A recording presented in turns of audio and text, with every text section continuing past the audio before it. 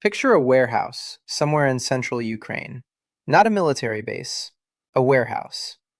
Inside, dozens of engineers in their 20s are hunched over workbenches, soldering components, writing firmware, arguing in group chats about jamming frequencies. Outside, a truck is being loaded. By tomorrow morning, what just got assembled in that warehouse could be in the hands of a soldier 200 miles away on the front line. That's not a guess. That's been happening every single day for the past 3 years. And the product of that system, that weird, chaotic, improvised, brilliant system, delivered a number last month that honestly stopped me in my tracks when I first read it. 33,000. That's how many Russian drones Ukraine shot down in the single month of March 2026. 33,000 unmanned aircraft, destroyed in 31 days. Not across the whole war, not across a whole year, 1 month. Think about what that means for a country that back in February 2022 barely had a drone industry at all. And I mean that almost literally. When Russia launched its full-scale invasion, Ukraine had a handful of imported Turkish aircraft and a domestic production base that nobody outside Ukraine had ever heard of. The question of what Ukraine could build on its own had an answer that was basically not much, not yet. 4 years later, the same country is intercepting over 1,000 enemy drones per day and exporting its battlefield technology to allies across 2 continents. How that happened and what it means for every military on Earth is what we're looking at today. Stay with me because this story is genuinely unlike anything you've seen covered before. If you want to keep getting this kind of breakdown, subscribe to Global Signal. We're just getting started. Let's begin where most people end, with the number that makes everything else make sense. 70 to 80%. That's the current estimate for the share of daily combat casualties on both sides of this war that are being inflicted by drones. Not artillery, not airstrikes, not tanks, unmanned aerial systems, many of them costing less than a decent laptop. Finland's President Stubb put it plainly just a few weeks ago. He said Russian forces are suffering between 30,000 and 35,000 killed or wounded per month, and he assessed the kill ratio at roughly 1 Ukrainian casualty for every 5 Russian ones. If the drone casualty share holds, that means unmanned systems are accounting for the majority of those losses, every single day. This has completely rewritten what ground warfare looks like.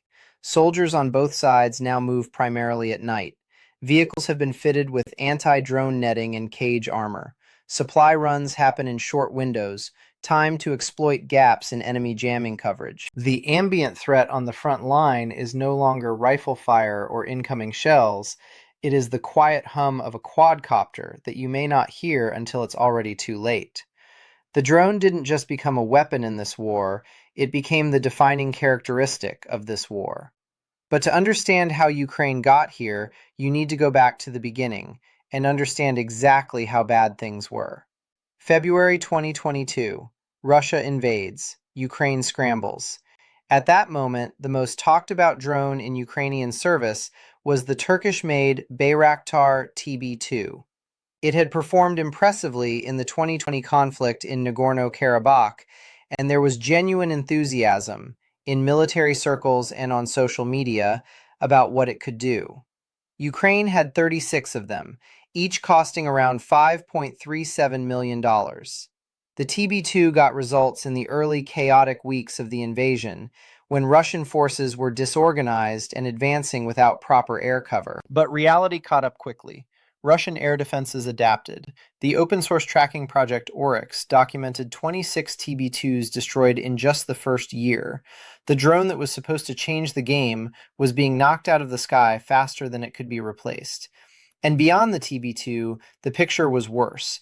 Ukraine's domestically produced drones at the time were built for reconnaissance only, no weapons capability. The R-18 could carry a small payload, but only about 3 pounds, only about 3 miles out, with a 45-minute flight time. That's not a weapon system, that's an experiment. Meanwhile, Russia had been developing its drone program for at least 15 years. Short-range reconnaissance platforms, loitering strike designs, long-range surveillance aircraft. Russia wasn't starting from scratch. It was already operational, already tested, already deployed. Ukraine wasn't just behind. It was starting from a deficit that looked impossible to close, while simultaneously fighting one of the largest land wars in Europe since the Second World War. And then something happened that no defense analyst predicted. Ukraine didn't catch up. It built something fundamentally different, something faster, cheaper, and more adaptive than anything a traditional military has ever fielded. And it did it in 4 years. The architecture of what Ukraine built has a name: Brave One. Before the war, Ukraine had roughly 10 drone manufacturers of any real significance. By 2025, that number had grown into an ecosystem of several hundred companies. Startups, workshops, university labs, and established defense firms, all connected through this government-backed platform. Brave One isn't a factory. It's closer to a national innovation marketplace, and the way it works is unlike anything in Western defense procurement. A frontline unit identifies a problem. Maybe a specific Russian jamming frequency is defeating the control link on a particular drone. That information doesn't go into a quarterly report that gets reviewed at a headquarters 6 months later. It goes directly to the engineer who built the system, often within hours. Within days, sometimes within a week, a firmware update is tested and pushed out. The drone gets better. The problem gets addressed. The cycle repeats. What that creates is an iteration speed that no legacy defense contractor can match. Western procurement systems measure timelines in years, sometimes in decades. Ukraine was pushing improved airframes and updated software into combat in weeks. The feedback loop between the person using the weapon and the person building it was almost instantaneous. On top of Brave One, Ukraine layered the Army of Drones state program, a financial incentive structure that rewards confirmed battlefield results. Manufacturers whose systems perform get more contracts. Units that rack up verified kills with drone systems get additional funding. The whole apparatus is designed to push money toward what works and away from what doesn't. It's the opposite of how most defense budgets operate. The result, according to Brave One's own data published in March 2026, is a defense technology sector that reached an estimated $6.8 billion in 2025. UAV production alone accounted for $6.3 billion of that. Investment in Ukrainian defense tech companies grew from $1.1 million in 2023 to over $105 million in 2025, a hundredfold increase in 2 years. And the Council on Foreign Relations assessed in a detailed report published in February 2026 that Ukraine's defense industrial base has become, and I'm paraphrasing, a pillar of Europe's future security, with particular leadership in drones, autonomy, electronic warfare, and battlefield software. That's the CFR saying that, not Ukrainian state media. Now let's get specific about what Ukraine actually built, because the 3 tiers of its drone architecture each tell a different story about what modern warfare has become. The first category is close-range systems, FPV drones and quadcopters designed for direct combat, reconnaissance, and increasingly for air interception. These are cheap, fast, and expendable. The unit costs run from a few hundred to a few $1,000s depending on the variant. Here is the exchange ratio that defines this whole category. Russia's Orlan 10 reconnaissance drone costs approximately $100,000 per unit.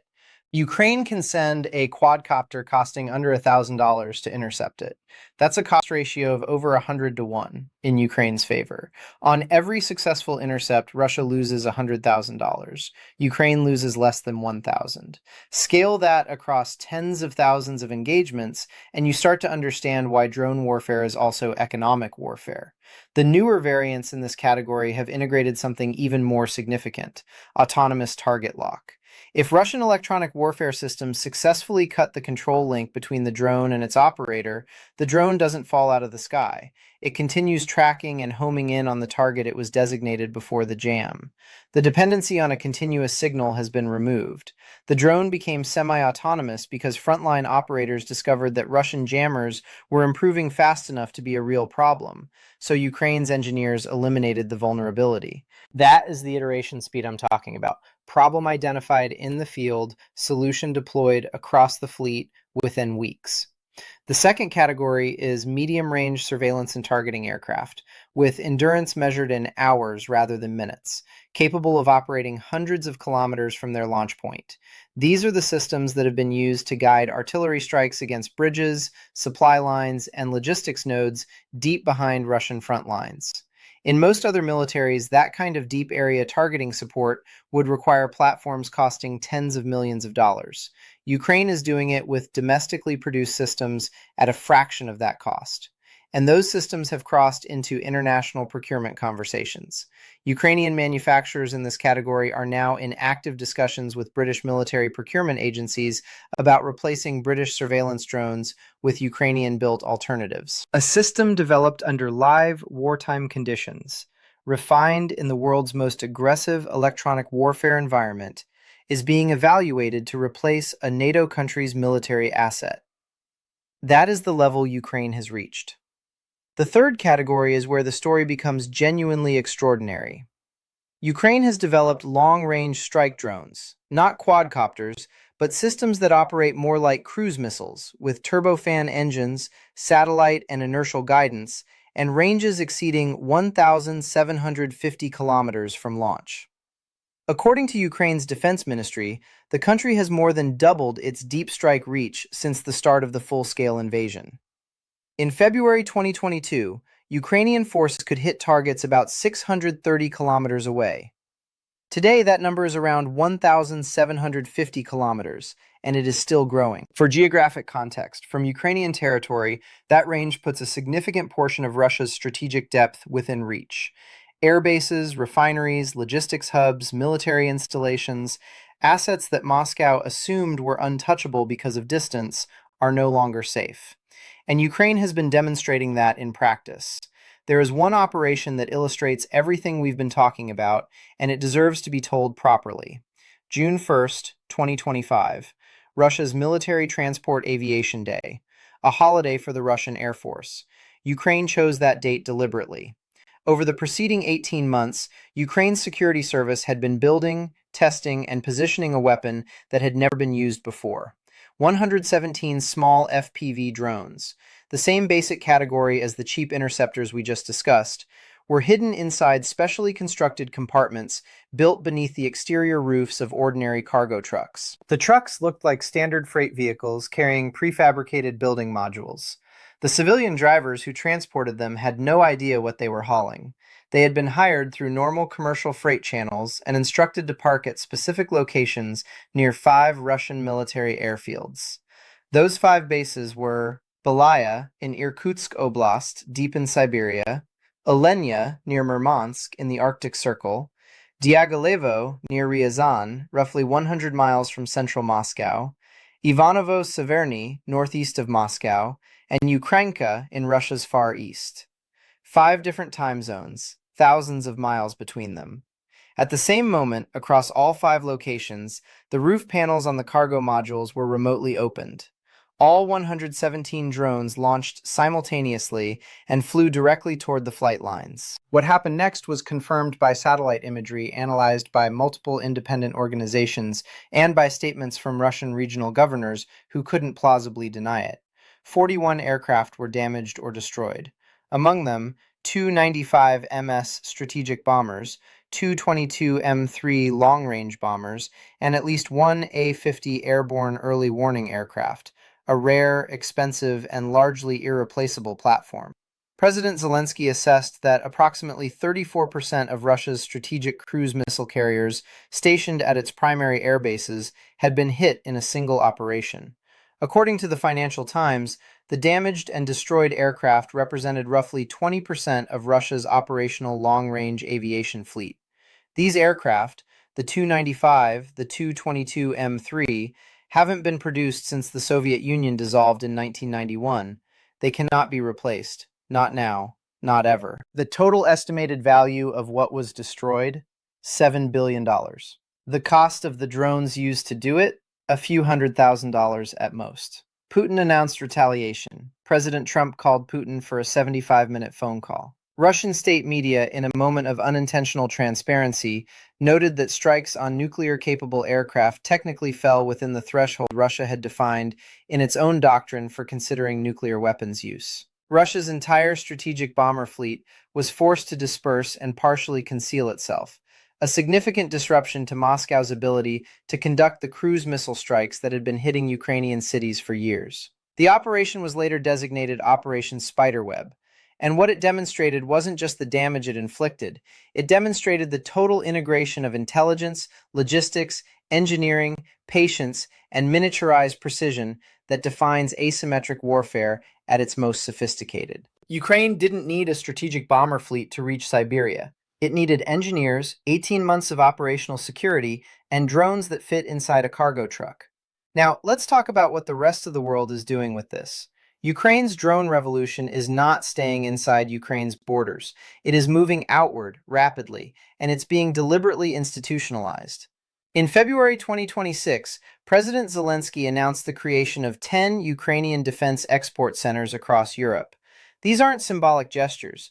They are legal and commercial infrastructure, the mechanism that connects Ukrainian manufacturers to EU procurement processes, certification frameworks, and European capital markets.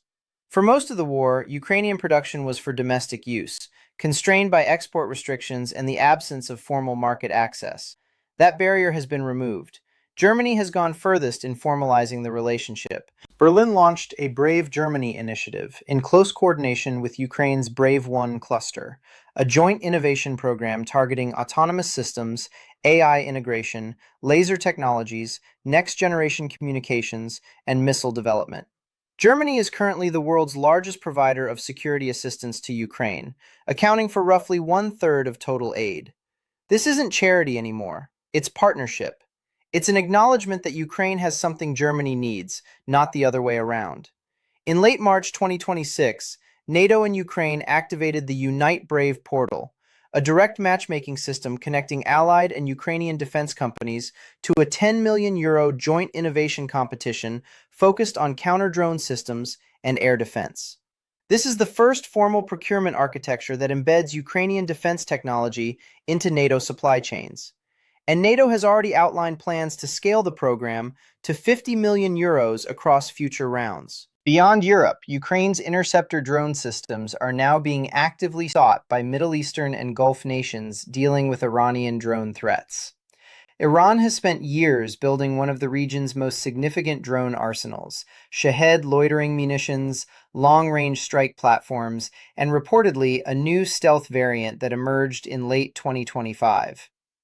In April 2024, Iran launched over 300 drones and missiles at Israel in a single night. The intercept rate was high, but it exposed something alarming. A determined adversary with enough cheap, expendable systems can push even the most sophisticated integrated air defense toward its operational limits. Ukraine has been living that problem for 3 years, and it has answers that neither the US, nor Israel, nor any Gulf state has developed independently. The Brave One platform itself has inspired direct imitation. The United States adopted the model with its own unmanned aircraft systems marketplace. The concept, a direct matchmaking system between frontline military units and certified manufacturers with rapid feedback loops, originated in Kyiv and is now being replicated by the world's largest military. Ukraine manufactured somewhere between 2.5 and 4 million drones in 2025, according to the Council on Foreign Relations. Its target for 2026 is 7 million.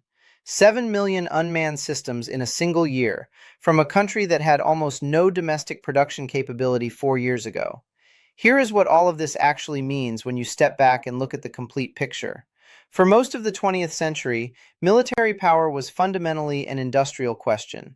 The state that could produce the most tanks, sustain the highest artillery consumption rate, and field the largest air force would, over time, prevail. Every military doctrine, every procurement program, every alliance structure on Earth was built around that assumption. Ukraine has empirically broken that model. A country with almost no drone industry in 2022 has, in 4 years, built a capability that inflicts more battlefield losses per day than any other weapon system in this conflict, at a fraction of the cost, with a fraction of the manpower, and with a development cycle that outpaces every legacy defense contractor on the planet. Drone superiority in this war turned out to be economic superiority. The ability to impose sustained, catastrophic losses on a larger adversary while keeping your own per-unit expenditure low changes the fundamental math of what a country can afford to sustain across years of conflict. Russia has more tanks, more artillery, more aircraft. Ukraine has drones that cost less than a used car and inflict losses that grind down divisions. Drone superiority turned out to be intelligence superiority. Persistent aerial observation at scale means no troop movement, no logistics convoy, no command post is safe from detection. The battlefield is transparent in a way it has never been before, and that transparency favors the side that understands how to use cheap, expendable, rapidly iterated systems. Drone superiority turned out to be industrial superiority of a new kind. Not mass production of expensive platforms, but mass production of cheap, precise, adaptable systems that can be upgraded in software faster than adversaries can adapt. And drone superiority increasingly is geopolitical superiority. The country whose technology becomes the standard, exported through joint ventures, embedded in allied procurement chains, institutionalized in NATO competition frameworks, will shape how every major military on Earth trains, equips, and fights for the next generation. Finland's President Stubb said something remarkable just a few weeks ago. He said that instead of thinking about how much Ukraine needs Europe, Europeans should start thinking about how much Europe needs Ukraine. He described the Ukrainian military as the largest, most efficient, and most modern in Europe. That assessment would have been unthinkable on February 24, 2022. It is now, by most reasonable measures, accurate. The country that had almost nothing 4 years ago has become the world's most battle-tested drone power. Its technology is flowing into NATO. Its manufacturers are signing contracts with Germany and Britain and Denmark and Norway. Its doctrine is being studied in Washington and Tel Aviv and Riyadh. Its engineers, the ones in those warehouses, arguing about firmware updates in the middle of the night, have changed what war looks like. 33,000 drones destroyed in March 2026 is not a peak. It is a data point in a trajectory that is still ascending. Every future conflict between serious military powers will be defined by what Ukraine figured out under the worst possible conditions. That the side with the fastest feedback loop between the battlefield and the workshop wins. That lesson is already out in the world, and it is not going back. This has been Global Signal. If this breakdown gave you a clearer picture of where the future of warfare is actually heading, subscribe so you don't miss the next one. We track the developments that matter, the strategy, the numbers, and the meaning behind the headlines. The next report is already in the works. Don't miss it.